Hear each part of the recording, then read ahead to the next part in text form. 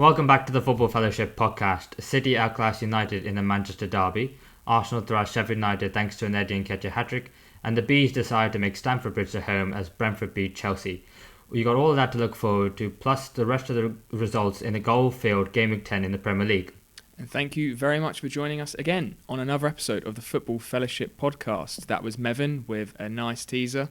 And my name is Toby. We've got all 10 games to break down for you this weekend. So why don't we just jump into the biggest talking point, the biggest game of the week. I think we knew it was going to be the biggest game of the week before it even happened. And with the result and the way it panned out, it certainly is. It was Man United 0, Man City 3. What were your expectations going into this game, Mev, to start us off? Well, I think a lot's been made post-game, but I think going into the game, I think Man United were definitely the underdogs going into it. I think Man City were clear favourites. And with all the injuries that Man United had, that if they were going to get something from this game, it was going to be on the counter-attack, catching City on the break. And we saw a little bit of that in the first 10 to 15 minutes. Man United really asserted themselves in the game, especially at home. But I think after that, Man City just put their foot on the ball and controlled the game from there on there. I think Pep Guardiola got his tactics perfectly right. I think Man United got their tactics completely wrong. I think Erik ten Hag, if anything, sabotaged the team, but the team going into it and then the changes he made at half-time. And I just thought, the game went as we expected. I did expect maybe Man United to put up a bit more of a fight, but that wasn't there. And, in these derby games, you expect a bit of fight, especially when at home. But City, if anything, just made Man United look really, really poor. Yeah, I think going into the game, everyone was expecting City to win, but I still think with the Manchester derby, people are always hesitant to put that it's definitely going to be a Man City win, that they are going to smash them, despite the fact they're playing much better and they've got a much better team at the moment. I was watching Football Focus actually on the weekend, which I feel like is the first time I've watched that in years. I was just sitting around the house, randomly had it on, and they were doing their predictions for it, and I think it was Ashley Williams was the only one who was like really confident that Man City were going to win, and he said 3-0, and all the other sort of people on the show, on the panel, were really surprised when he said that, and I was thinking that's a pretty good prediction, I would say, and all the others were sort of going for 1-0, 2-1, or I think someone even said a Man United win, which is crazy. But yeah, going into it, it was expected, I think, from most people, despite you never know with a derby, the Man City were going to dominate, and they really, really did in the end. 4 expected goals. Man United almost got up to 1 expected goals overall in the end. But a complete dominant performance. And I think it was actually probably Andre Onana who prevented it from being worse than it actually was. He had a pretty good game, I thought. Yeah, absolutely. I mean, 7 saves in the game. He prevented a whole XG of 1.1, I think it was, at the end of the game. And I think, when you lose 3-0 and your goalkeeper's a man of the match, I think it says something about the whole team's performance. But credit to Onana, because, he's coming for a lot of stick, especially early on in the season, replacing David De Gea, who was a club legend, arguably, and he was an excellent shot stopper. And Onana hasn't necessarily been renowned for that, and his shot stopping has been really poor up to this point in the season.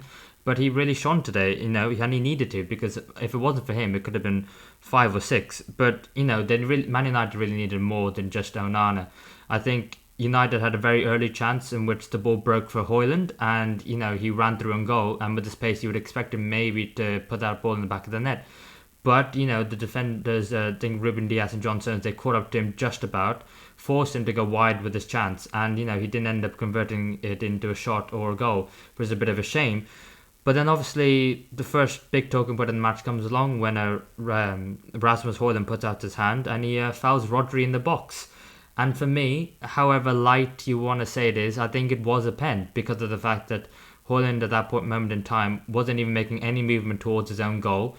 The ball was maybe a bit further past than when Rodri could have made it. But then I think when you see the still and see the movement of Højlund putting his arm out and he's not even trying to make an attempt at moving closer towards the ball himself, I think it makes it a very easy decision for the on-field referee and for VAR. What did you make of it, Toby? Yeah, I feel like as soon as a player puts their hand on someone, their arms around someone grappling, it is always a pen.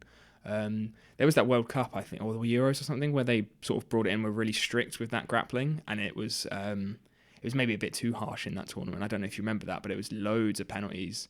But I think with this, it wasn't harsh for me. It was definitely a pen. It was a silly mistake from Højlund. I think you could sort of tell when it happened. He had that sort of guilty look on his face, like, oh no, I might have just thrown away sort of the chance that we had to win this game. Because I think as soon as you're giving Man City a penalty, as soon as they're getting that goal advantage, it's just playing into their hands, because it means you're going to have to come out slightly more, be a bit more open, and that's just going to give Man City more opportunity to exploit that space, and that's exactly what they did. United were still sitting pretty deep, still waiting to counter when they can. But at that point, Man City were just able to dominate the ball, split the Man United defence completely open, and carry on creating chances. Yeah, I think maybe even before that penalty and the goal happened from Haaland, I think even before that, Man United were on the back foot a little bit. And I don't think they could have done anything, because I think just tactically they were just outdone in this game. I looked at Bernardo Silva's heat map after the game, and I thought he had a fantastic game. He absolutely ran the show in that first 10 to 15 minutes when United did have the ball. You were thinking, which player is it going to be? Is it going to be Rodri? Is it going to be Foden? Is it going to be Grealish? And it ended up being Bernardo Silva, who just seems to be one of Pep's favourite players, because anytime the ball went out to Grealish on the left-hand side, Bernardo Silva picked up this pocket just in between the fullback and the centre-back, and he's kept on either holding his run, so he could play a 1-2 with Grealish and then move the ball inside, or he just went past the fullback into that space. And every time it just seemed like they're having joy down the left-hand side. And he was a joy to watch, actually, himself, Bernardo Silva, because he's just so intelligent in the way he passes and the way he moves, that he's actually so underrated. And you can see why Pep Guardiola rates him so highly and really wants to keep him in this game. But actually, regardless of the penalty, I think Man City were going to get that second, and inevitably they did. Again, it's coming down from the left-hand side, Grealish and Foden.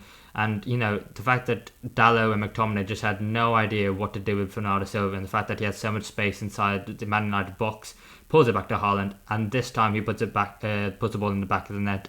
In the first half, he'd had a chance where very similar situation where actually, but Onana ended up making the save, and obviously we mentioned what an amazing game he had. And then from there, it was just Man City, and they just continued to dominate, didn't they?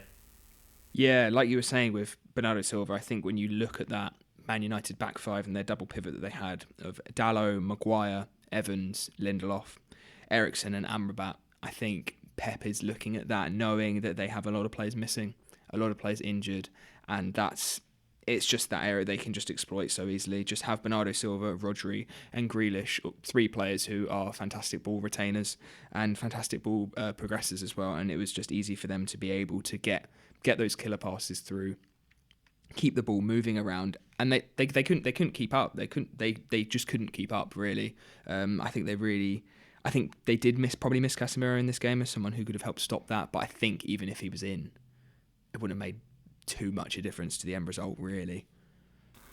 Yeah, maybe if it was him, Varane, Martinez, maybe Luke Shaw as well. Maybe it had to be the whole team. Yeah, if they would have had a lot. Yeah, if they would have had a lot back in. Yeah. Yeah, but I do really want to talk to you about Ten Hag, because some of the choices he made were I was a bit speculative at first, and then seeing how the game went and the fact that he didn't make those specific changes, and after the game his comments as well. So, first of all, not starting Varane and Reguilon instead of either of the centre backs, and then Reguilon for Lindelof was a bit confusing, because when he got asked about it post game, he said it was tactical, which was a bit strange to me, because of the fact that Varane, Champions League, World Cup winning centre back, you play him, why wouldn't you?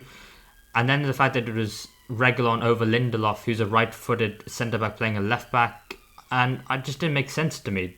Could you make any sense of it at all? The only thing I think for not playing Varane was a strange decision. I think maybe because Maguire and Evans, they've been playing okay recently. Maybe he thought they sort of deserved to sort of stay in and around the team. And Lindelof, I think maybe playing a right-footed left back, who's obviously a centre back, potentially could be as sort of to try and to dampen Phil Foden, to sort of prevent Phil Foden maybe predicting he would be playing on that right side, cutting in on his left foot. I know that Arteta did that with Tomiyasu up against Salah once, and it worked fairly well. It kept him not super quiet, but quiet enough, especially when he was cutting in. It forced him around the outside more, which maybe was Ten Hag's thinking against Foden. But then if you think, if it was Doku playing on that right-hand side, if it was maybe Alvarez pushed out to their right-hand side and having a right foot, it would have completely fallen flat. So I can maybe see why but I just feel like it was such a big risk in a game like this. I think you probably would have, if you're trying to pick the best sort of starting partnership centre back, it's probably for Ran and Lindelof. And in this game, neither of them played at centre back. Yeah, that's actually a fantastic point. I didn't even think of that. I mean, yeah, having your a perfectly fine centre back partnership and then deciding to weaken yourself in both those areas is actually mind boggling. But I also think in game, I don't know what Ten Hag was doing with. He decided to take off Sofian Amrabat and he brought on Mason Mount, which I can maybe understand because he wants to get more legs into that midfield because they're getting overrun completely. But I also think that it was the wrong player to take off. The fact that Amrabat was, the deepest lying midfielder in that midfield and the one who's more naturally suited to defensive midfield position. And then you take him off, so then you've got McTominay, Ericsson, and Mount, and that just does not work for me, especially against Manchester City, because it's not a game where you're going to have a ton of the ball and lots of possession, and you need Mount and Ericsson to try and unlock that defense. It's one where you need to be defending more, and the fact that Ten Hag thought, I need to be attacking more. Maybe if it was the last 20 minutes or the last 10 minutes, I'd understand it, but from half time, it just felt like they were giving up, and the substitution made no sense to me because McTominay, who isn't that good on the ball anyway, the fact that you're moving him now from a box to box role into that like lone six, but really they're playing a double pivot with Ericsson, and you're giving him more responsibility to get on the ball and to try and find passes and link up play and start off attacks. It just felt like that's not where you want McTominay at all, and especially not against Manchester City. So that felt like an odd one as well. But then I saw the average positions after the game, and it was just a mess, an absolute mess, because you've got 5 players in a straight line. You've got Maguire, Amrabat, McTominay, Bruno Fernandes, and Rasmus Hojlund all in a straight line. And then I looked at the Man City average position, to try and make sense of maybe if there was something that they did. But their players were just in a normal average position map, and they were all scattered across the pitch. So the fact that Man United had 5 players all in a straight line, it was just so bad. But where do you think Man United go from here? Because another loss, they got Newcastle in the League Cup midweek, and they're 8 points off Liverpool in 4th place at this moment in time, way off it in the terms of the race for the league title. What next? It's a good question, and I think just talking about sort of the calibre of players we're talking about, I'm not sure if it is Ten Hag the problem. I know he's, like you've said, he's having that weird sort of really narrow shape laterally, which against contrasting with Pep's sort of positional play just makes it look even worse. But I think sort of the names that we're naming, sort of Christian Eriksen, Scott McTominay, Bruno Fernandes being pushed out to the right wing, Harry Maguire, Johnny Evans, I just think the squad is nowhere near good enough at the moment. I think Ten Hag probably realistically did a really good job last year getting that squad up to 3rd in the league, and I think maybe that's showing this season, especially in terms of squad depth with the players that they have been missing. The players who are coming in just simply aren't good enough. Obviously, part of it does have to come down to Ten Hag, and I think it's depending on sort of the atmosphere at the club and the reaction of the fans of maybe how long he's going to have left. I don't think it's going to be a solution short term to get rid of him and replace him, even if they sort of lose their next 2-3 games. I don't think that's the solution. I think he will be able to work out a system that works with the players he has available.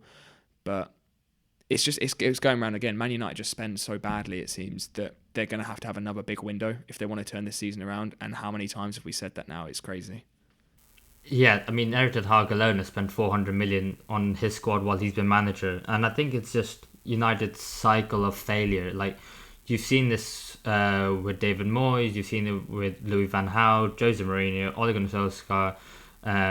Who was the guy that had on the interim basis? Ralph Rangnick as well. Yeah, Ralph Rangnick, and now you can see the same narrative coming around with Erik Ten Hag. I will say though, in his defence, he is going to be the quickest Man United manager to get to 50 wins in the club's history, which is just a remarkable achievement considering how we're talking about Man United at this moment in time as not being good enough. Yeah, he did a fantastic job last season, and I think that's a problem this season because he overachieved so far last season that this season that now they're underachieving. The gap feels so big from where they were last season that I think fans are getting fed up. And it just goes to show that, you can throw money at the problem for as long as you want, but I don't think there's a clear vision because, if Ten Hag were to go, and I don't think he should go, I just want to say that first and foremost, but if he was to go, a new manager comes in and it just rinse and repeat, and I don't see where this ends for Man United. I think maybe they just need to be really, really patient with him, or a manager, or someone that they choose, a bit like Arsenal were with Mikel Arteta. Even when it was like, I think Mikel Arteta should have been fired before he got to last season and did as well as he did. But they just need to maybe be patient and take a hit for a few seasons. Don't listen to the stakeholders who are saying, "Oh, the stock of Man United has gone really far down." The fans are calling for the manager's head, and maybe just the media in general, and just stick with someone out. I don't see how else they're ever gonna try and build something long term that's successful. Yeah, I agree. I don't think getting rid of Ten Hag is a solution. He's clearly a good manager. He's got a lot of experience. We just look at his seasons in Ajax and how he was able to get the best out of not world class team. You would say there weren't world class players in there, but he got the best out of them. And as a long term project, I think they need to stick with it. It sounds crazy until the end of the season, unless obviously things get awful and he starts to lose the dressing room and things like that. I don't think we can talk about him going just yet. And I think a long-term project is something that he should be doing, and something that, what a team that won 5-0 at the weekend, which was Arsenal 5, Sheffield United 0. A really great result. Yeah, it really was for Arsenal. I mean, you can say it was only Sheffield United, but you can only be what's in front of you. And I think Arsenal were, on the day, just absolutely magnificent. Eddie Nketiah especially, where else to start? Hat-trick man.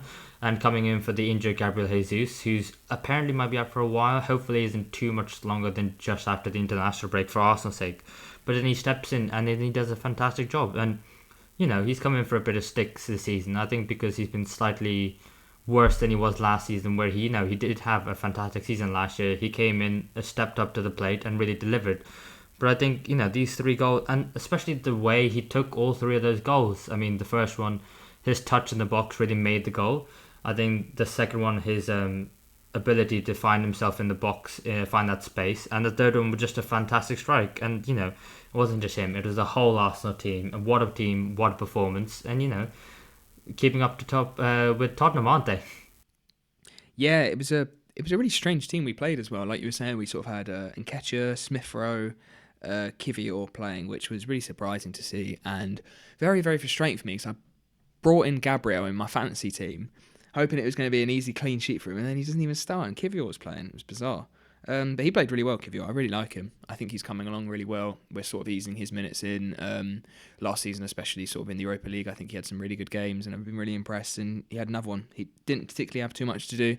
I think we were able to nullify Sheffield United getting forward at all, even into our own half at times, just really kept them quiet. They ended up having 2 shots, I think, both off target. And Nketiah has really sort of, I wouldn't say silenced the haters, because I think haters is a very strong word, and I don't think he has been hated on. I think there's just been talk that maybe he isn't good enough as a backup striker for Arsenal. He doesn't particularly fit our style of play a lot of the time. But I think in this game that's where I was really surprised. It wasn't the fact that he scored 3 goals for me. I think we've seen him score a few goals, quite a decent amount of goals. Last season, he had that run when Jesus was injured again after World Cup. I think he got sort of 8-9 goals in around 13 or 14 games, which was good. He always has been a very decent finisher, and he's always got really good attacking positioning. And in this game, for me, it was actually more the way he was able to link up and get those chances for me, which I was really impressed with. And that's something that I think without Jesus we have missed. I've talked about Jesus on numerous episodes of this podcast, how I think he's probably one of Arsenal's most important players, and I think he is really, really quality. And Nketiah sort of showed glimpses of that at time for me, which, like you said, on that touch, on that first goal, really nice. Was able to sort of step back a bit, come out of where you'd expect the 9 to be, take that touch and finish. Was really nice to see. And just some good link-up play, especially with players who aren't necessarily starting every week. Smith Rowe and Havertz, I think both had decent games. Against a weak Sheffield United side, yes. It's difficult to sort of get too excited about a victory this big when it is against Sheffield United, who have been really struggling this season. But like you said, we can only play what's in front of us. A really solid performance. We created a lot of chances, which was great to see, as it has been something we have been struggling with a little bit this season, and also to be able to finish those chances when we got them. So yeah, I'm very, very happy. Yeah, I'm not surprised you are. I think if there was a game in which you bet in some of the more fringe or players on the outskirts of this first 11, I think against the side who are bottom of the league, who are yet to win a game, I think it's a perfect opportunity.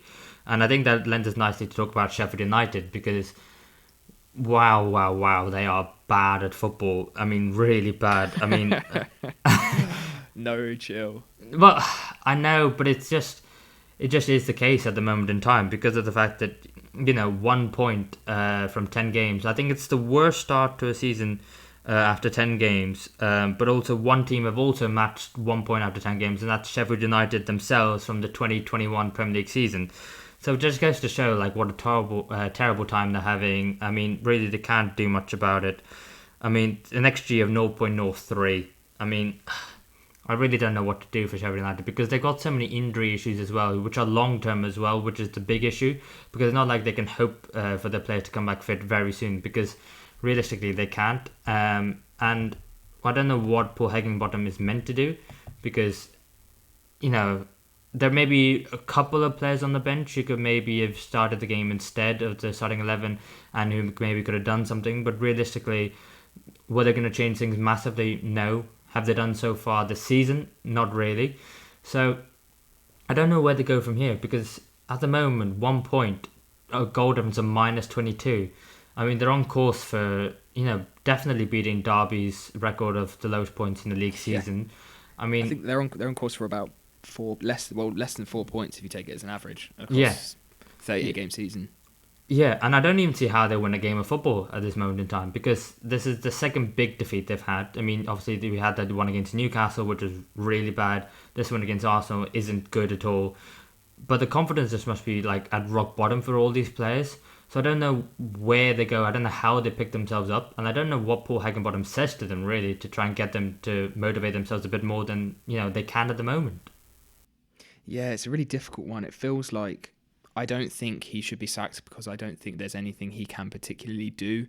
I don't think there's much he can change with the squad. I think the only thing that could happen is, I sometimes do say this quite a bit with the lower ranked teams, be even more negative, really try and sit back and get it 0-0 to sort of the 60th, 70th minute if you can. But I think with this, something like a new manager coming in could potentially be the only thing that saves the club, sort of that little bounce of saying, okay, right, we do have that sort of hard reset. I think it's going to be really difficult for Sheffield United to get that without a big change, whether that is sort of signings in the January transfer window or a new manager change soon. But it's got to happen soon, because they have to get out of this really, really bad run. And they have shown some glimpses, like we saw against Man City. I think that's where they defended really well. They sat really deep, and they were almost able to go and snatch a point from that game. So there's got to be something that sort of just is a big reset, and the only thing I can see potentially on that is replacing the manager. Not because the manager hasn't done badly, because there's not much he can do, but just to get the players sort of re-spirited, reinvigorated, and it could maybe help them get a few more points. Yeah, I agree. I mean, I don't think even if they do change the manager that it's going to make a difference, because especially if you look at, if they sack Heckingbottom, any manager coming in is going to look at that squad, going to look at where they are in the league. I mean, no one really wants that job, and it's astonishing the fact that Chris Wilder has been linked with the job and is reportedly interested in the job as well. I think that's just a miracle, just getting managers interested in the job at this moment in time. But if he was to come back, I don't think it'd be too different to when he was originally at the club in the first time round, in which he left it because the owners weren't willing to spend too much money. There was a lack of time and effort put in from the higher ups into that squad, and so I don't see, if they were to sack Heckingbottom and bring in Wilder, what would change from the situation he left the first time round. And it just seems like, they're going around in circles at the moment. Sack the manager, don't sack the manager, play defensive, play even more defensive. I don't see what they do, and I think they are, pretty set on getting relegated. If anything, maybe they should just start getting ready for next season. But I don't know what he can do when you've had your best player in Iliman and Die go off to Marseille. I mean, they lost Sander Berger to Burnley. One of the teams you got newly promoted with you, and at the moment relegation rivals. That was so late on in the transfer window as well, and they didn't really properly replace either of them. So I think it's just a lose-lose situation for Sheffield United. I don't think there's much hope whatsoever. Yeah, you took the words out of my mouth saying that they probably should just prepare for next season, potentially. Maybe give it 4 or 5 more games. If it looks almost impossible that they are going to start winning games, they might have to start setting up for next season in the Championship, which is a realistic thing that clubs do have to do sometimes when they know they're not going to stay up. And overall, long term, it can be better for the club. Rather than them trying to spend big in January, trying to stay up, just think, okay, we're going down. We'll have another season in the Championship. We'll sign some sort of cheaper players and build a squad that will be ready for the Premier League when hopefully we do get back. And another team that might actually be considering the same, Chelsea FC. They could be looking at life in the Championship. No, I'm only joking. But they did lose, unfortunately, at Stamford Bridge for the 3rd season in a row to Brentford. It was Chelsea 0, Brentford 2. What did you make of this game, Ev? Yeah, it was just another game where it was just a bit more the same for Chelsea, if I'm being honest. I think Brentford came in to Stamford Bridge and they had a game plan. They really just stood on the edge of their 18-yard box and they just defended and said to Chelsea, do you know what? If you want to try and score a goal, go ahead, try and break us down. And Chelsea, again, just had no answers, really. There was no creative spark and they couldn't really break this Brentford side down, who just defended really well, really resolutely. And they gave Chelsea no chance whatsoever. I think...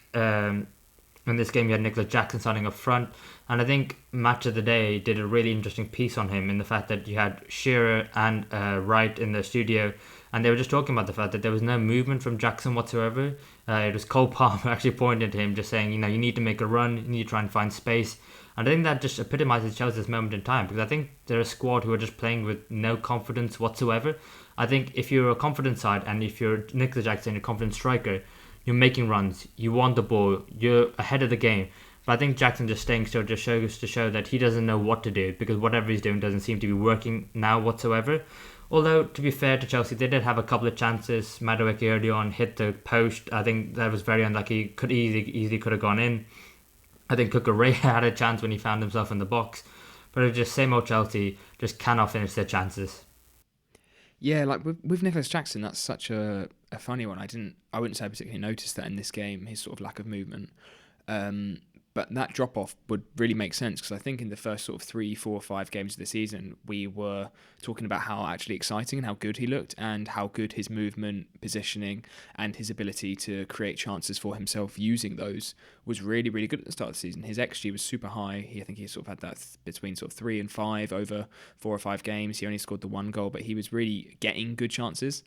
And I think maybe because of Chelsea's performances, his lack of goals, Chelsea's lack of goals, that he has sort of lost that confidence, or just thought, well, what I was doing before, I was getting chances, but it wasn't working, so something needs to change. And maybe him sort of trying to sit off and not make those runs into the box is that change that he thinks Chelsea might need to score some more goals. Whether he's been told that by the manager or it's more sort of a mental confidence thing, I'm not too sure. But like we said again, it's the same old Chelsea. They created some really good chances, had a high XG, lots of shots, but just not able to put the ball in the net and not able to sort of create those high quality chances, you would say, really, against Brentford, who defended really well. Yeah, I mean, the fact Chelsea had an XG of 2.03, I mean, 17 shots they had in total, but only 2 were on target. And I think it was epitomised by near the end of the second half. The ball comes in from the right-hand side and Cole Palmer has a chance to shoot near the penalty spot. Great chance, completely unmarked. He stretches and he scuffs it. And then I think Washington, the young Brazilian striker, also came onto the pitch. He gets on the end of that like fluffed shot and then he also scuffs it as well. And I'm just like, I've never seen like a moment that encapsulates Chelsea's whole season so far, like so perfectly. And they're just like, it's just unfortunate to see, and especially, like I said, especially at home at Stamford Bridge. And it's just demoralising for the home fans, because as home fans, you want to, your side to be attacking, free flowing, have shots on target, and create something and get something for you guys to get excited about. But the fact that most of the performances so far this year have been away from home, where they can be even more defensive and counter attack, I think just goes to show where they are at this moment, and especially in the next. Go on, sorry. Oh well, I was just going to say, I think especially in what was Chelsea's like arguably best performance of the season so far was against Arsenal. I think maybe it's going to be a time where I think Pochettino look at Jackson and say, right, you're not doing the business at the moment of time. Broja is out injured again, unfortunately. Maybe Cole Palmer in that false 10 is the answer going forward in the short term until January they can sign someone. Yeah, Palmer's been playing really well since he signed from City. I think it was strange for City to let him go. He had really good spells there as well, and he has been playing really well. He's come straight to the side, played a number of positions, and he's looked pretty comfortable in all of them. Like you said, in that sort of false nine position could be something that would help Chelsea. Maybe it would sort of allow Palmer to drop in a little bit and have Sterling sort of running onto balls and potentially finishing. He's sort of been more of a creator this season, I suppose, someone who's sort of been driving someone forward. So maybe having Palmer drop in and Sterling sort of go on beyond past the defensive line and be that person to finish it could work. Maybe even Jackson out on the wing if Pochettino is still a fan of Jackson's play, because he's pretty decent on the ball. He's quick. He's very direct when he wants to be. But Reece James coming on as well, I think that was a big plus for Chelsea. I think he's someone who has been missed and someone who could, I wouldn't say he's going to turn their season around, but he's definitely going to make a big impact now he's back. And Chelsea fans will be hoping that, I don't know what's going to change, because it seems like we're saying that every week. But last week, like you said, against Arsenal, they put on a really good performance. So maybe in this case, maybe a bit more credit to Brentford as opposed to Chelsea being particularly bad. And Brentford have had their struggles of their own this season. They started off really well, and the last sort of they obviously won against Burnley last week, and then 6 or 7 games before that, really poor, could not put out a good performance, and were really struggling to pick up points. And looking at Brentford as someone who have been maybe a bit disappointing at times this season, they've now actually leapfrogged Chelsea in the table up into 10th. So it's sort of, hopefully Brentford can keep it going as well and keep putting on some good performances and wins. Yeah, I think it was winless in the last 5, which is something you wouldn't expect from Brentford, especially the start they had. I think they drew against, I think it was Spurs on the opening day, and compared to where Spurs are now, that looks like a fantastic result. And I think it was Fulham where they won 3-0 away from home, and from there you thought, oh, Ivan Toney, you don't miss him whatsoever. But I think they did really struggle in the last few results, and today they didn't whatsoever. I think, especially Ethan Pinnock, for me, he was Brentford's man of the match. He had 8 clearances, 2 tackles, 1 blocked shot, and 1 goal. And I think especially for the goal, I want to talk about how Brentford were really good, but I do have to say, Axel Disasi on the back post. When you're a centre back playing right back, he wasn't offering too much going forward. So you defensively, you need to make sure you're resolute. And I think just marking someone at the back post is something a centre back would be able to do much better than he did, because Ethan Pinnock was unmarked and he had a clear run of goal. But I think, Ethan Pinnock, I think Mbeumo had a great game as well. I think in the midfield is so underrated, with the likes of Janot in there, who I thought had another fantastic game. And that last Brentford goal, I think, we saw with Sanchez coming up from the corner, it was a bit comical in the end, in the way they counter-attacked. But I think moments before that, Brentford counter-attacked when Chelsea were throwing bodies forward, and they had a 4v1 and someone messed it up. But this time they didn't. Neil Maupay, who I think he should have maybe gone for goal himself, considering the fact he hasn't scored in so long. He really could have thrown that away. It was like the easiest chance of all time, and somehow he almost messed it up still. I know, but he's just so unselfish. He just wanted to make sure that he's a good player for the team, isn't he? I don't think he even passed it, did he? He got tackled by Sanchez. I think Sanchez may have hit Maupay's foot. And then it ended up going to Mbeumo, but you know what? I mean, Brentford got the goal, they got the 2-0 victory, and they leave Stamford Bridge again. I think that's the 3rd successive season in a row they've won at Stamford Bridge, which is an incredible stat and really just damning on Chelsea. But fair play to Brentford. You'd expect them to be where they are, 10th place, and in January Ivan Toney comes back, and if he stays or not, who knows? But it's something for them to look forward to, and maybe outside chance for Europe as well. Yeah, could be. Moving on to our next game, it was a really interesting game. This, and a really interesting result actually in the end was Wolves 2, Newcastle 2. I don't think many people would have predicted Wolves to pick up a point here, despite the fact that they are playing really well this season, and surprisingly well. What did you make of this game, and what were your expectations going in? Were you expecting Wolves to pick up a point? Because I surely wasn't. I mean, I wasn't expecting Wolves to get anything from this game. I did think they had the potential to cause an upset. And I think, based on how the game went, I think maybe a draw was a fair result.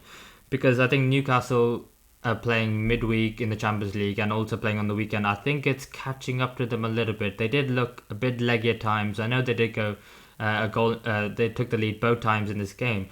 But I did think, the Wolves were in the game for large periods of time. And, coming into the game, they've done so well. We keep talking about it every week on the podcast. But that front three of Cunha, Hwang and Neto is something to be reckoned with. And when they play with a back three or back five, however you want to interpret it, they're resolute at the back and, it's hard for you to break them down. But I just wanted to say that, Wolves have been playing really well this season and just need to give credit to Gary O'Neill because, getting sacked from Bournemouth, I think we both said the way they played last season, that was Bournemouth. That was probably the right decision from the club to make. But look at where Wolves are now, and look at where Bournemouth are. It looks like just a horrible decision. Yeah, he has done a brilliant job with Wolves, and someone I think we thought would potentially struggle this season. Loads of standout players, like you said, and Pedro Neto especially has just been fantastic this season. It's hopefully he's not injured because I know he came off late in the game with what seemed to be I'm not sure if it was a knock or a muscular injury, but fingers crossed he doesn't because he has been one of the best players for Wolves by far this season. Yeah, he was stretched it off after doing his hamstring. I mean, you do your hamstring and you stretch it off. It doesn't bode well, does it? No, which would be a massive loss for them because I think he actually is now outright top assister in the league. Especially the way he's come back from his injury that he had. I'm not sure if it was last season or the season before, but he has really just turned up straight away this season and really carried Wolves at times. He's been absolutely fantastic. Was able to get another assist this game, and Hwang and Lamina with the other goals. Overall, it was maybe as expected that Newcastle had a bit more of the ball, a few more chances, but overall on the total game it was pretty even, and a point was probably fair, I would say. Yeah, I'd agree on that because I think Wolves defensively were really bad. I mean, you just saw from the first goal, Jose Sa, I don't know what he was doing. He comes out and he takes out his own man, and then the ball's just there for Wilson. It gets blocked off the line, and then he does a audacious little overhead kick, but not kind of a half overhead kick because he's like 6 yards away from goal. And you're just like, I think Jose Sa is a goalkeeper who will have outstanding moments and have a worldie of a save, but he will just have a clanger every now and then, and I think that's fine for Wolves for where they are at the table at this moment in time. But I think that's something that I think personally Jose Sa needs to work out because I've seen a few so far this season. And then there's the second goal, like you said, the corner was the second goal for Newcastle was the penalty shout because VAR, I'm not too sure. The referee gave it, and I can understand completely why he gave it on the field. But then you look back in slow-mo, I think, Hwang hits the floor and makes very, very, very minimal contact with Fabian Schär. Did you see it? I did, yeah. It was one of those where it's like such a cliche, like you've seen it given, you've seen it not given. It'd be difficult to sort of tell if it was not given on the field and then looked at, would VAR sort of recommend that they look at it? It was really sort of in between for me. Yeah, I agree. I think maybe because it is given on field, maybe you leave it with the on field decision. But I think it's one. I'm not sure it's clear and obvious. But then again, could you define clear and obvious for me? Because I'm not sure what that is either. Yeah, I don't think anyone can. That's the problem. Yeah, that's one of the many problems. And we'll talk about VAR again with the Bournemouth-Burnley game.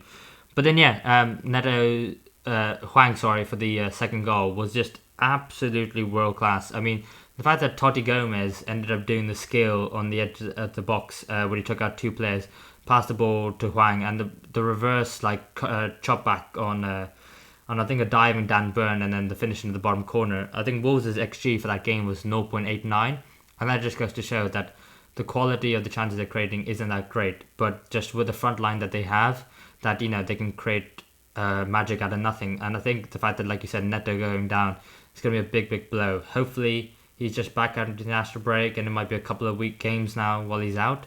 But I think, if he's out for any longer period of time, which he does seem to be out for a while when he does pick up injuries, like you said, it could be a real issue for them. For Newcastle, I think this is a game that maybe they should have won the game, but I think they just looked leggy in that second half. Wolves are dominating, and I think a draw was, I think that at least what Wolves deserved. So I think Newcastle just need to go into midweek. I mean, midweek against Man United in the League Cup is not going to be an easy fixture. But I think they just need to pick themselves up, and maybe a bit more rotation is needed in that squad.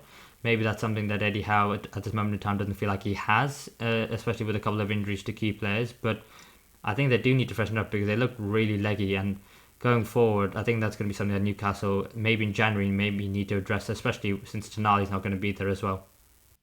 Yeah, I was just going to mention Tonali and how he is going to be a big loss to the team. I'm not sure if they have, at the moment, much cover really there. We saw Joe Willock come on towards the end of the game. It's one we haven't really seen too much of this season. He has played really well since he signed for Newcastle, so we could definitely, I think we'll see him play against United midweek. In that midfield role, I think someone who they have missed sort of in recent games, he's had a few games out due to injury, was Joelinton. I thought he was really solid in this game again, and for me, he is slowly sort of becoming one of the best, not the best midfielders in the league, but one of in that category for me. I think he can do it all. He had a really good defensive performance this week, picking up 2 interceptions, 2 tackles, 1 block, and 1 clearance. He drew 1 foul, 2 out of 2 successful dribbles, and 64 touches. He was sort of all over the midfield and really dominated it for Newcastle in that area for me, which I think with Tonali out, it's now going to be up to those other midfielders, Joelinton, Bruno Gomes, and whoever it may be out, sort of your Longstaff or Willock. Because Tonali is going to be a big miss. He's a fantastic player, and he's going to be lost for the whole season now. Yeah, absolutely. And then let's move on then to Crystal Palace 1, Tottenham Hotspurs 2 in what was the Friday night game. And I completely forgot this game was on. So my fantasy football team was not done because of that. Oh, no. No, it's fine. I still captain Haaland. Don't worry. I'm catching up with you. Mate. I captained Salah this week, which was, I was gutted. Well, I was pretty gassed because obviously the Liverpool game was before the City game. I thought, Salah's got a goal. That's good. I'll take it. He'll get maybe a few bonus. Didn't get any bonus, only 8 points, and then Haaland does a Haaland. And missed out a few there. Yeah, it's alright, it happens. But I think another FPL asset, James Maddison had another fantastic game, but Spurs did struggle in that first half. They only had 3 shots and none on target, and Crystal Palace really did a good job at keeping them at bay. And it looked like it might be one where Spurs dropped get their first loss of the season, but Crystal Palace really couldn't produce anything going forward. I think they're really struggling without the key injuries to the likes of Michael Elise, Eberechi Eze. But Spurs, again, they managed to find a way, don't they? Yeah, this Crystal Palace away is not an easy fixture by any stretch of the imagination. A lot of teams go there and do struggle because they are a really organised unit. Poch has his team that he really likes. He has them set up really well, and they always have a good game plan, I think, especially at home. I remember I think we only won 1-0 Arsenal when we went there, and Crystal Palace played really, really well, and we had to scrape for that last sort of half an hour to get 3 points. I think it was probably a little bit easier for Spurs in this game than it was for Arsenal. They played really well. Spurs, again, they were able to get a tough victory, which I think is something we haven't particularly seen much of from Spurs this season, and it's always the cliche that we sort of look out for in those teams finishing in those top 3, top 2 places, that they have to go out and sometimes grind out a victory. And in this case, they were able to get it. They were maybe a little bit restricted in terms of how they were able to play sort of their free-flowing, high-press possession up in that final third. Weren't able to create as many chances as maybe they would do if they were playing at home. But they were able to get 3 points, and I think when it went to 2-0, it was game over at that point, and I think Spurs knew that and were able to get away from Selhurst Park with 3 points, which is a really, really good victory, and showing signs of things that maybe we haven't seen from this Tottenham side so far this season. Yeah, like you said, it's a cliche, and you should get the 3 points no matter how you do it. And I think the fact that it was an own goal by Joel Ward, it was incredibly unfortunate for him personally, but I think his body position was completely all wrong. He was facing towards his own goal, and when you stuck out that left foot after how fiercely James Maddison struck it, I think there was only one place for it to go, but the back of the net. But then, like you said, you expect Spurs to come up with the goods.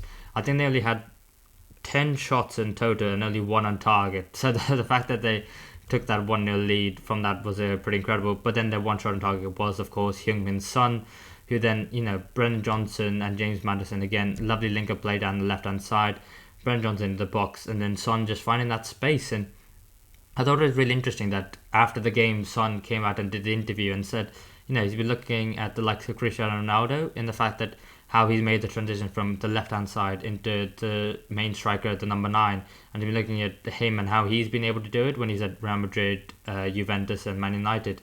And I kind of do understand that when I see him play, because Son for so long now has always done really well getting goals from very low XG chances, and he's always had a lovely finish on him. And the fact that Ange Postecoglou saw the opportunity to move him as to the number 9 was actually just genius, in which none of us thought about. I mean, all of us, I think, you and me including, were just saying that Spurs need to find a striker. Is it going to be Richarlison? But now Richarlison's playing on the left, Son's playing down the middle, and it's actually worked out fantastically for them, hasn't it? Yeah, really, really well. And I think we've sort of seen glimpses of him play striker at times. I remember he sometimes would play up front next to Harry Kane, especially when Conte was there. There were times when Kane was out injured or suspended or whatever, he would play up front sometimes. And I think back in the Bundesliga, he may have had a couple games there on and off. But yeah, I think it's really worked well the way, because I think if Son was out on that left-hand side still, especially with the way Maddison's playing and how pivotal he is for that team at the moment, I think it would have really restricted Son's space in that sort of left half space where he likes to cut in and shoot. That's where Maddison occupies a lot of his time on the ball. And I think moving Son to the striker is giving him a lot more space, is giving Maddison more space. And it means that whoever's playing on the left is playing out really, really wide, whether it's Richarlison, Solomon or Brennan Johnson. And I think if Son was out there, we wouldn't be able to see the best of him. He wouldn't be able to shine. And now he's got that space up front. He's adapted really well. He's used those games maybe that he has played on and off in the past. And it's just working really well. They just got to keep it going, keep playing with that system, keep Son up front, because he's playing so well and he's scoring loads of goals. So, yeah. Yeah, I was very critical of him early on in the season. I think it was when Spurs played Sheffield United at home, and they only just narrowly won 2-1 when Richarlison came off the bench. But I was critical of Son in that game because I thought his play back to goal wasn't there. But I think against Crystal Palace, he showed a lot more promise. And I think the fact that at the end of the day, he gets a goal, and he finds a space in the box, and he's a fox in the box, and he gets there. And I think that's something that we need to see a lot more of him and Son going forward. I don't think necessarily he's perfect for that role just yet, but he's going to be playing there throughout the season and seasons to come probably, and he's shown a lot of promise there. And I think we should probably just touch on Crystal Palace. The second successive game in a row that they've lost, the first time that's happened since Roy Hodgson has returned to the Eagles. But there's nothing to worry about really, is there? No, I think they sort of had the game plan of sitting back and trying to defend, breaking when they can. They weren't really able to break maybe as much as they would have liked to at times. But I don't think it was a bad performance from them. They ended up having 13 shots from only 24% possession. So when they had the ball, they were really efficient with it. They were able to move that ball up the pitch. And I think we've said this in the last sort of few episodes, they're still keeping that shot volume fairly high, which is really good. Something that clearly Roy Hodgson is telling his players, when you get the chance to shoot, just shoot, because they're not a super technical team who's going to be working that ball into the box. So for me, yeah, nothing to worry about. It was a good performance. On another day, potentially, they could have come out with more from that game. So I think they've just got to take what they can from it and move into the next, really. Yeah, and a lovely goal by Jordan Ayew as well. The fact that the ball came across from the right-hand side to the left, Pedro Porro completely mistimes his jump, or maybe misjudges the flight of the ball. Either way, it's a bit of a howler, and Jordan Ayew with a lovely finish past Vicario for his first goal of the season. But yeah, I think they're going to need a lot more from him, especially if Edson Edouard is not going to be doing the business, as he seems to be a bit on and off at this moment in time. But do you know what time of the episode it is, Toby? It's time for Tennable. Yes. Come on, quiz time. Yes, the time of the quiz, time of the podcast we're all looking forward to. If you don't know what Tennable is, Toby, explain to the folks what's going on. Super nice and easy, this one. There's no confusing only connect countdown points rules like there was last season. Just a simple top 10.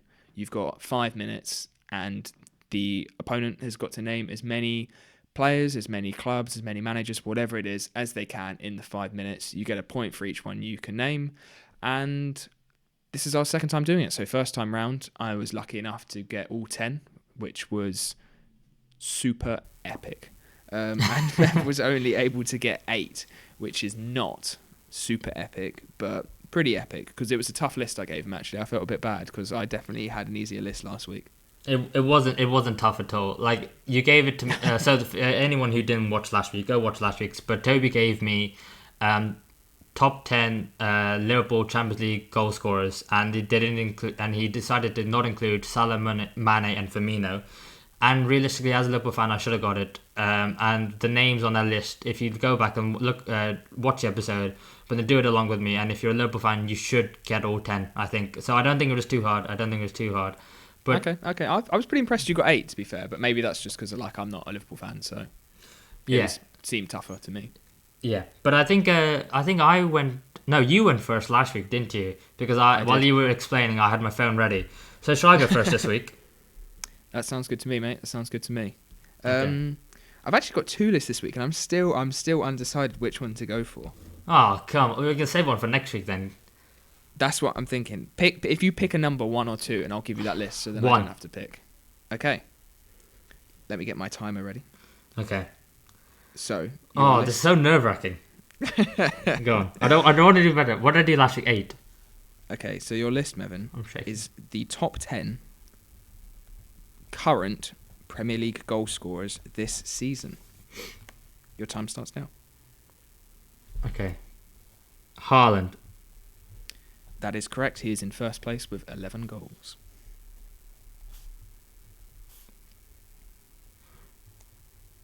I'm also going to go with Mo Salah. That is correct. Mo Salah is in second place with 8. Let's go Heung-min Son. He's just working his way down the list in joint second as well with 8. Okay. Let's go with... Oh. I was in my head, I was thinking Ollie Watkins, but how many goals has he actually scored? So I'm not going to say him just yet. Who scored a lot of goals this season? Man City... Oh, okay, let's go Julian Alvarez. Julian Alvarez, unfortunately, is not tenable. What? I think... I'm not going to say how many goals he has just yet, because that might give away, it might ring some bells, but I think he was just outside. I think he's sort of 12th, 13th in the list. Okay. 13th or something. Okay. Man City... okay. Man United, no. Chelsea, no. Newcastle, do I say Isak or Wilson? Or was it both? I'm going to write their names down just so I know, so I don't forget.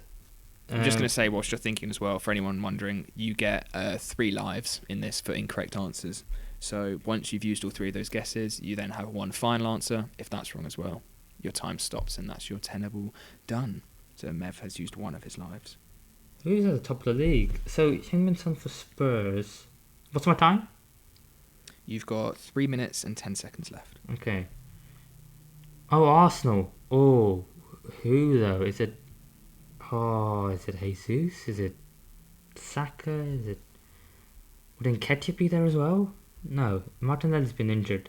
Let's go with Bukayo Saka. Unfortunately, again, another big name. No. Bukayo Saka is not tenable. That's 2 lives down, Mev. Right. Oh God. Okay. Also Liverpool. So you got Salah. I've said Salah. You got Jota. Okay. Not Jota. Not Diaz. Okay. Who's up there? Brighton. Who scores for Brighton? Oh, they're all around the place. Matoma, Evan Ferguson, Danny Welbeck, Pedro, March. No. There's got to be a... Okay, I'm going to... Who's got a hat-trick this season? Who's got Evan Ferguson, but... Oh, God. Who's up there? You've got 2 minutes left, Mev. Moussa Diaby's got 2 or 3 goals, a bit of a bundle of assists. Has Watkins got a hat-trick? Maybe. Crap. I'm going to say Ollie Watkins. Ollie Watkins is tenable. He is in 10th place with 5 goals. Oh my God. Do I say Pedro Neto? Do I say Huang? I say Huang? Who's the big names in FPL? Oh, can I say Douglas Luiz? You can say Douglas Luiz. He is ninth with 5 goals as well. Yeah, he scored loads of times at home. So Oh, technically, yeah, Luiz and Watkins were joint ninth with 5 okay, goals. so I'm going to say Huang. I don't think it's there, but Huang. Huang is tenable as well. 6 goals, joint 5th place for him. What's my time? You have 1 minute remaining. Oh, 2 lives left. God, not Saka, not Alvarez, not Liverpool forward. It's going to be... Okay, I'm going to say Alexander Isak. Alexander Isak is tenable, joint 5th as well with another 6-goal haul. So I'm missing 3. You're missing 3 at the moment. Come on, not Palace, not Brentford. Oh, Brentford and Buemo, Wisa? Brian Mbuemo? Brian Mbuemo, he is on there. He is joint 5th with 6 goals as well. Only 2 names left. What's your time? You've got 2 lives left. You've got 20 seconds, Mev. Get your guesses in. Okay, I'm going to have to say Callum Wilson. Callum Wilson is 4th with 7. That is correct. 2 lives left. 10 seconds remaining. Callum Wilson. 1 name left. Evan Ferguson. It is not Evan Ferguson, unfortunately. 2 seconds. Eddie Nketiah. That is very, very sad for you, Mev, because the list was in joint 9th with 5 goals is Ferguson, Nketiah, Luiz and Watkins. So unfortunately, I can't give you Ferguson and Nketiah because you already had Luiz and Watkins. I was going to do it on assists, but I thought I'll give you benefit of the doubt and give you, if you get the first 2 out of those 4 you get, I'll put in 9th and 10th. So who do I have missing? So you were missing, which for me was the hardest name on the list. I would never have said this. Jared Bowen is in joint 5th with 6 goals. I didn't even think of West Ham. If I thought of West Ham, I probably would have... I maybe would have said him. Maybe, but I don't think I would have. Completely gone under the radar, I think. So, yeah, that was really good from you to get 9 out of 10. Oh, that was okay. There's been so many players that have like scored a couple of goals here and then haven't scored again, and then you just forget about them. Yeah, but yeah, really good performance from you, mate. 9 out of 10. Okay. I've got a lot to live up to now. No, I'll take that. Okay, so Toby, for your Tennable, I want you to name me the last 10 players to score hat-tricks for Arsenal in the Premier League. And this is on the back of Eddie Nketiah getting his hat-trick. But he doesn't count. And also... Okay, I was gonna say that would be nice. Eddie Nketiah does not count. But so, for example, if Eddie Nketiah scored a hat-trick in 2015 and on the weekend, he doesn't count as 2 points. Name. It's just one name. The last 10 different players for Arsenal, okay? Okay. Your time starts in 3, 2, 1, go. Okay, in this current side, I'm not sure if any of them would have actually scored a hat-trick, to be honest. Has Saka ever scored a hat-trick? I wouldn't think so. Martinelli, I don't think either. Odegaard, probably not. Let's get some names who surely have to be on there. Theo Walcott. Is that a guess? It is. Yes, that is tenable. Okay. Scored 3 hat-tricks. Do I get which position he is on the list or not? He is the 5th most recent.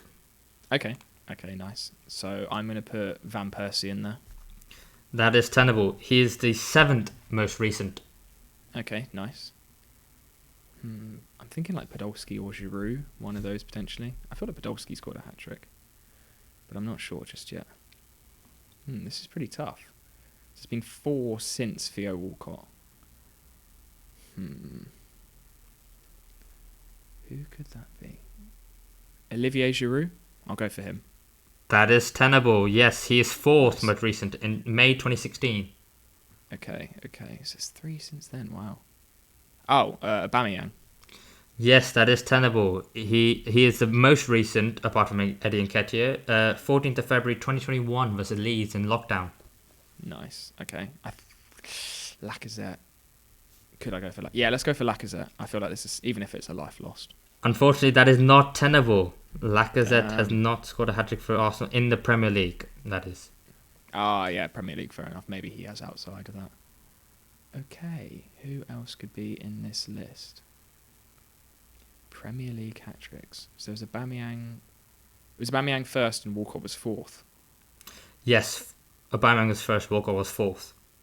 So 2 players in between that. Wow, that's tough. Giroud was in between that. Oh, Giroud was fourth, wasn't he? And Yeah, Walcott Giroud was fourth, Walcott was fifth. Robin Van Persie was seventh. Okay. Let's go for Podolski. Let's risk it. Unfortunately, that is not tenable. No, damn. Okay, I need to up my game here. So Van Persie. Who else could be there? Someone like Adebayor has probably got a Premier League hat-trick. I feel like Fabregas might have a Premier League hat-trick, potentially. 2.5 minutes, half your time gone. Okay. God, this is tough to think of these players. Since before Aubameyang, sort of 2019, 2018. God, who could it be? This is tough. It's not going to be anyone in the current side, before Aubameyang.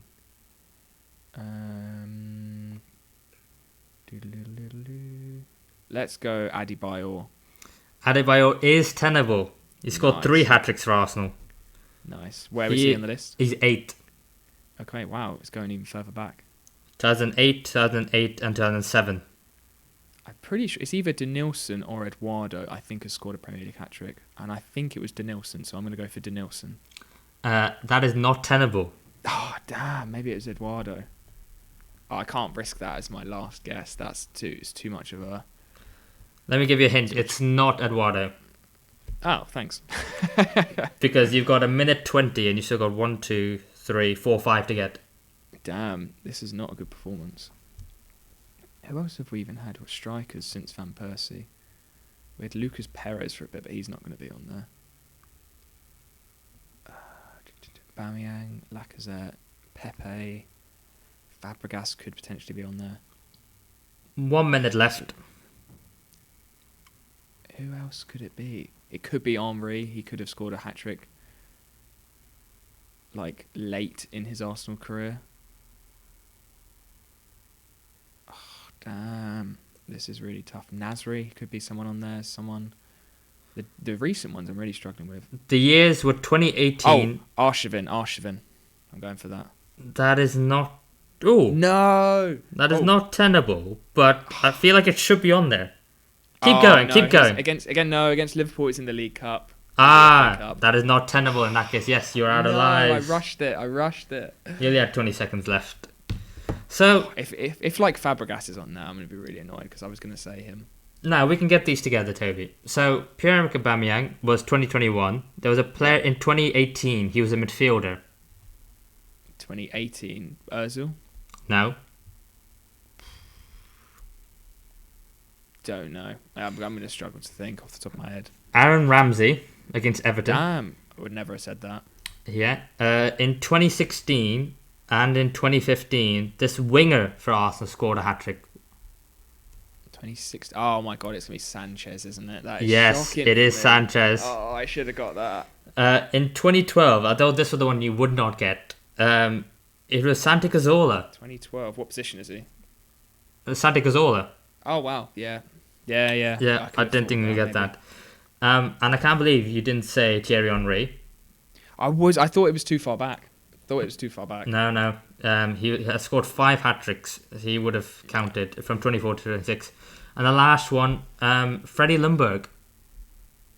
Oh wow, that does go really far back. Yeah, but that was the last 10 different players. So Aubameyang, Ramsey, Sanchez, Giroud, Walcott, Cazorla, Robin Van Persie, Adebayor, Thierry Henry, Freddie Ljungberg.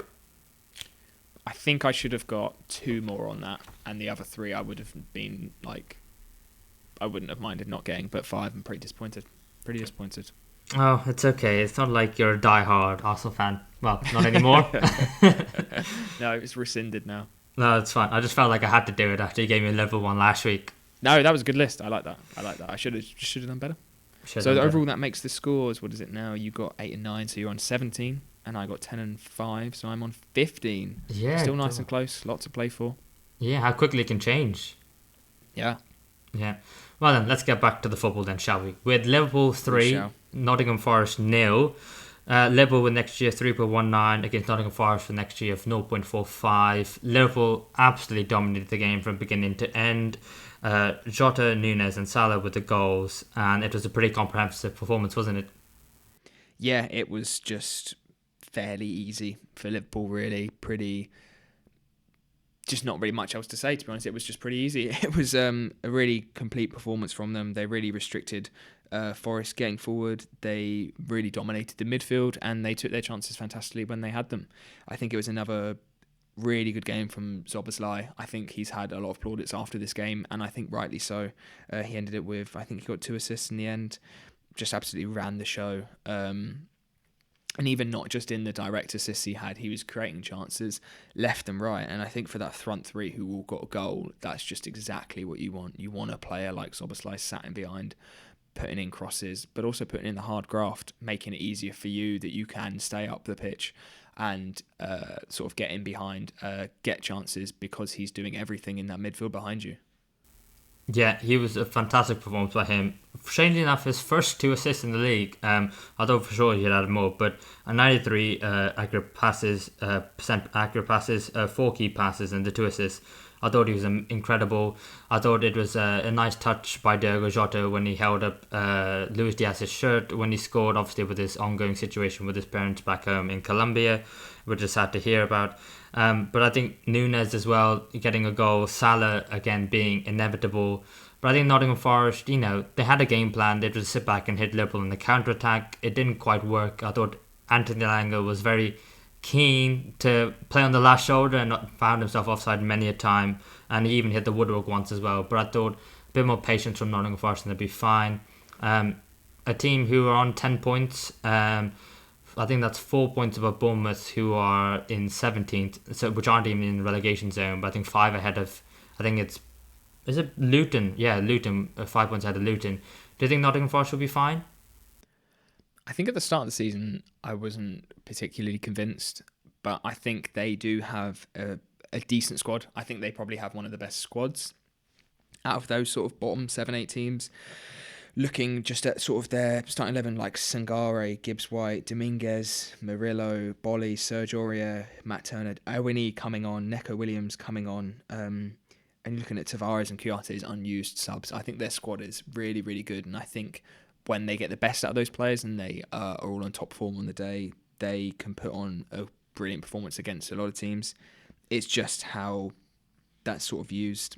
I think they will be safe because probably mainly the 3 recently promoted teams have looked really poor, and I think they are better than all 3 of them. So for me, I think they'll be fine. Wasn't their finest performance this week, but against Anfield, against Liverpool when they're on form, there's not really much most teams can do about it. Yeah, and I don't think Steve Cooper is going to be judged too highly on if he can get 3 points at Anfield or not. I think, they gave him the right intentions, but it just, on the day, didn't quite work out. I just want to say, mention Virgil van Dijk, who I thought was absolutely phenomenal against Anthony Elanga. But this pace running in behind, I did worry a little bit, but I think Van Dijk really showed that, after his injuries, especially, people have been questioning him a lot, but I think he had a fantastic performance. But yes, moving on then to Aston Villa 3, Luton Town 1. And Aston Villa just cannot stop winning, and especially at home, can they?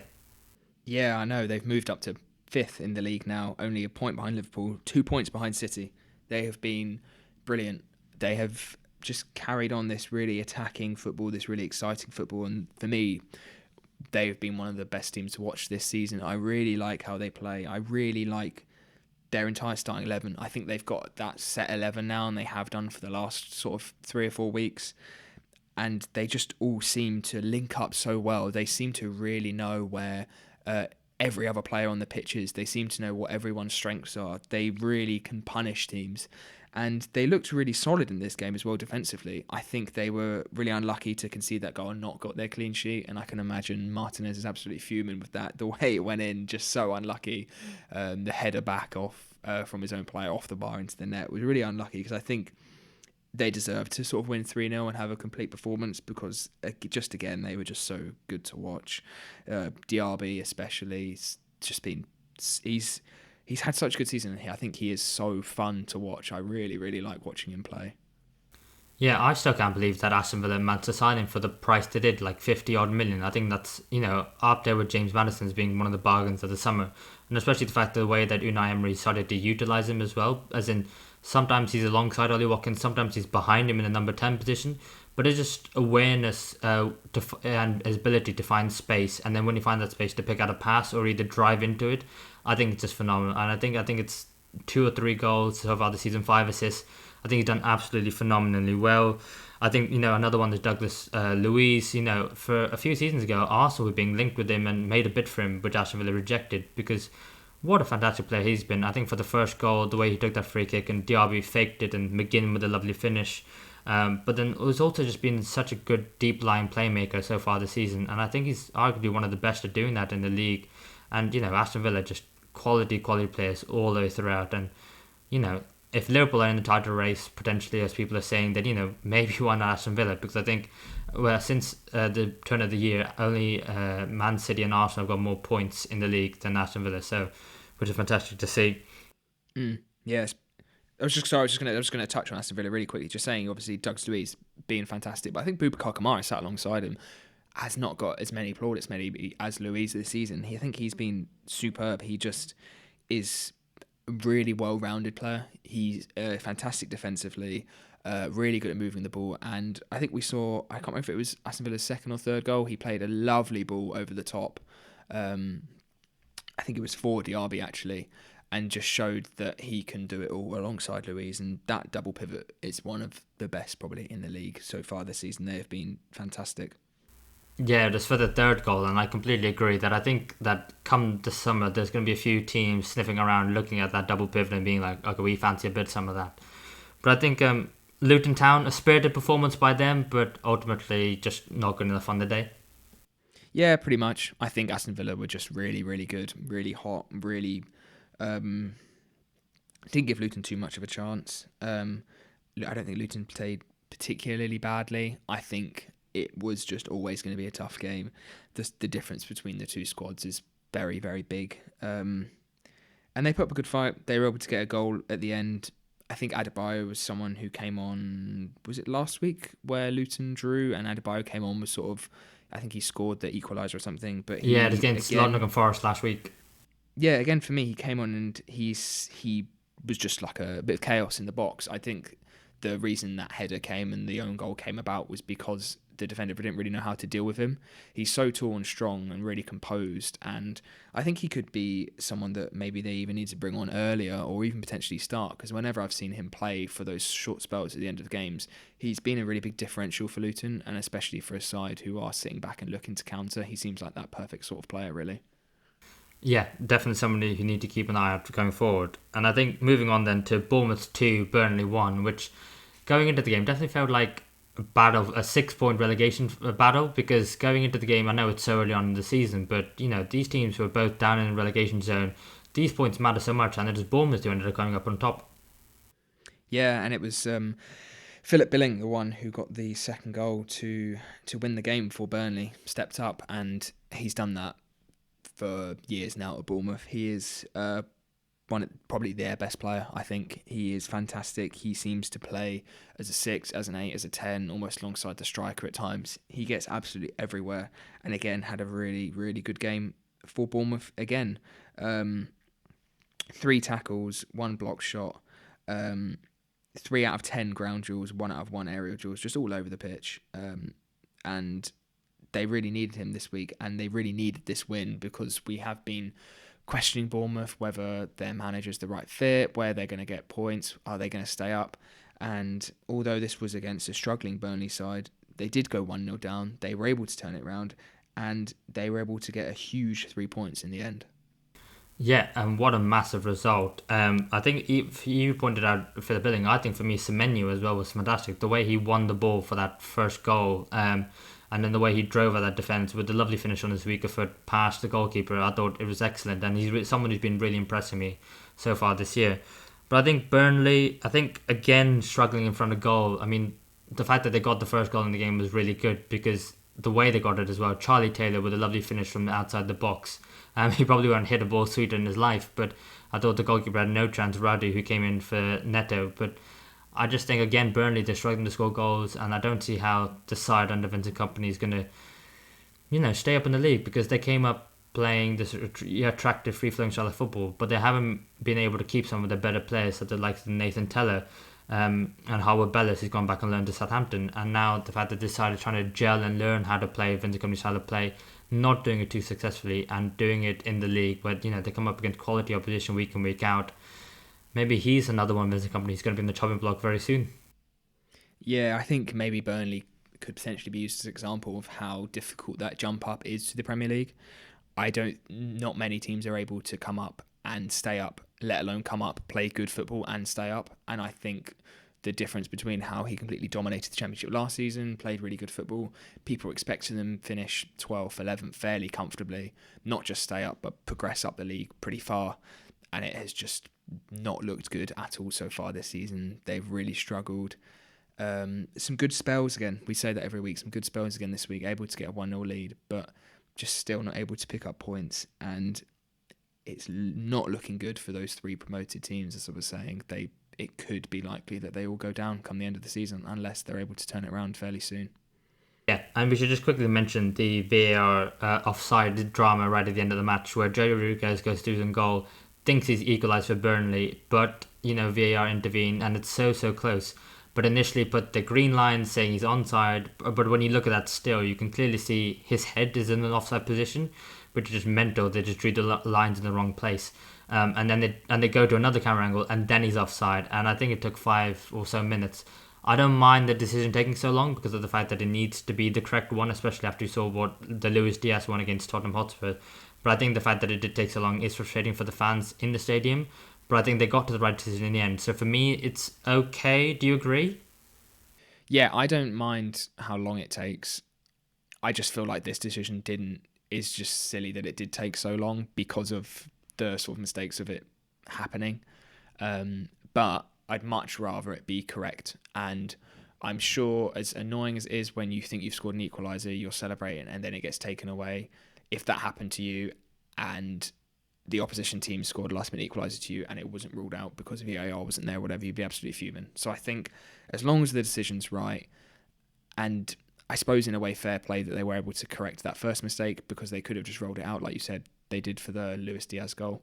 So as frustrating as it is and as difficult as it can be at sometimes, the right decision matters the most for me. Yeah, well said. And then moving on then to West Ham 0, Everton 1. And there was a touching tribute at the beginning of the game for obviously former Everton chairman Bill Kenwright, who sadly passed away after losing his battle with cancer. Obviously David Moyes, manager of West Ham, also has affiliations with Everton, being manager there for so long. And they had a very lovely tribute at the beginning of the game. And in a touching way, it's almost fitting that Everton went and won the game, a goal by Dominic Calvert-Lewin. And Everton didn't have much of the ball, but, again, another win away from home. For some reason, another team you fancy playing better away from home than at home. But they got the win against West Ham side, who on the day just couldn't find the back of the net. Yeah, they had a lot of the ball, West Ham, which we've seen when they have been playing sort of the lower ranked sides. They've been playing almost two systems a lot of the time this season. High possession against the lower ranked teams, low possession counter-attack against the sort of top sides in the league.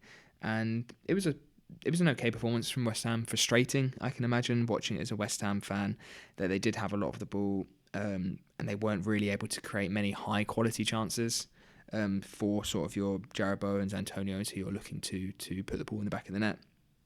And Everton, I think, had sort of a slightly different game than maybe we've seen this season. They were able to have a bit more of a smash and grab. We've seen them have really high XG, really high shot volume, and be really progressive a lot so far this season, which is why, alongside Aston Villa, like I said, they've been one of my favourite teams to watch this season, Everton, because I really like the way they move the ball forward. They move it really quickly, even if they're not getting the goals and the results. And in this game, they were able to get both. They were able to finish their best chance of the game, go 1-0 up, and then protect that lead and see it out for a big 3 points for them, which is great. And it's what they've needed all season.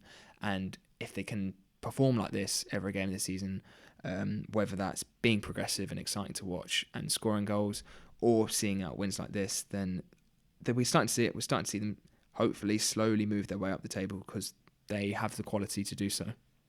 Yeah, and I think, shout out to Jarrod Branthwaite. He's come into the side as a young Evertonian, Went on loan to PSV last year, had a very successful loan spell there, and I think he's had to bide his time to get into this team, but automatically just looks like a starter alongside James Ostrowski. In this game, he had 10 clearances, 2 interceptions, 1 block shot, 2 tackles. I thought he was absolutely immense, and in fact, he won the ball back. He won the 50-50 with Antonio to set up the first goal, which resulted in him. So I think fantastic performance by him, fantastic performance by Everton, and 3 points, all you can ask for. And then the final game, Brighton won, Fulham won. What did you make of it? Yeah, it was frustrating because I feel like this could have been a game where we would expect Brighton to go and put on a really comfortable performance. Fulham haven't particularly been amazing so far this season. They've been pretty solid defensively, so maybe it would have been difficult for Brighton to break down, but I think they would have been frustrated not being able to get a clean sheet, especially playing at home and with the amount of possession that they did have, 71% possession, really restricted Fulham getting on that ball and kept it well when they did, but they just weren't able to create too many chances. Fulham did defend really well, but it just felt a bit... I don't know. Brighton have had a few... I've watched quite a few Brighton games this season, and they are quite frustrating to watch at times. I can imagine, especially as a fan, they are frustrating to watch. They can sometimes be really exciting and play that high risk, high press football, which has its downsides of the defence. But then also at times they've looked a bit slow at times. They've looked a bit sort of passing for the sake of it, lacking potentially sort of directness. And I think that was potentially the case in this game against Fulham. Yeah, I think passing out from the back also has been a big issue for Brighton. I think the way sometimes they build up, it's very slow, it's very possession based, but they can also find themselves caught out like they did for their first goal. I think the fact that I can't remember his name. Baleba, that was it. Who got caught out against Man City last week. Again, this time the ball got rolled in from Pascal Gross. It was a bad pass. But I think the fact that there was 3 Fulham players around him ready to pounce on the ball, and I think it's something that teams are figuring out and starting to target.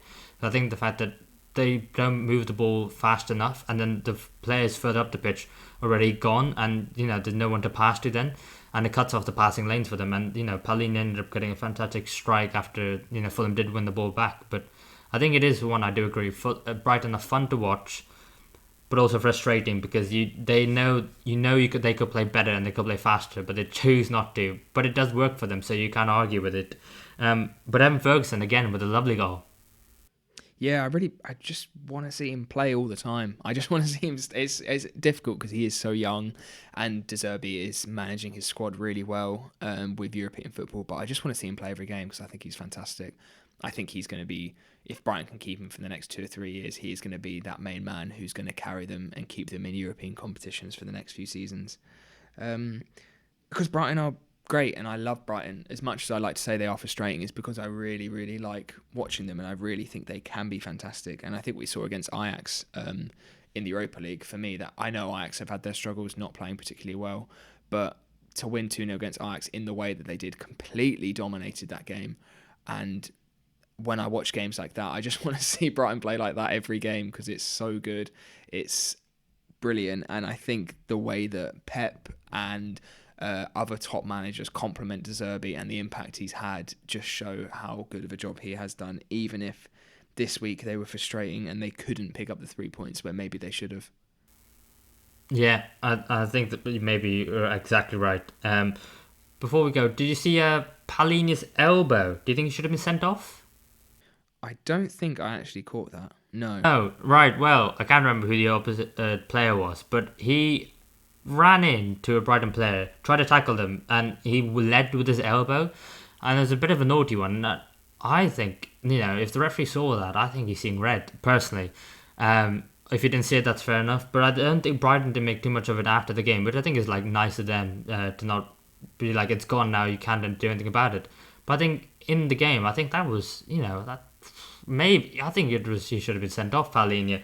Because then, of course, if he got sent off, it's 0-0. Who knows what could have happened? And then Palhinha then goes and gets a goal. So, double jeopardy for Brighton, really, if he doesn't get sent off. But I think it's a very naughty challenge. He knows what he's doing. But he has that in him, Palhinha. He has that aggressive streak. But I suppose in a way he's had a few sort of incidents in the past, but I think that's also what makes him such a good player. He's such a aggressive, ferocious defender, and he has been Fulham's best player for the last sort of season and a half. So, but yeah, if an elbow to the face, that does sound like a bit of a dodgy one.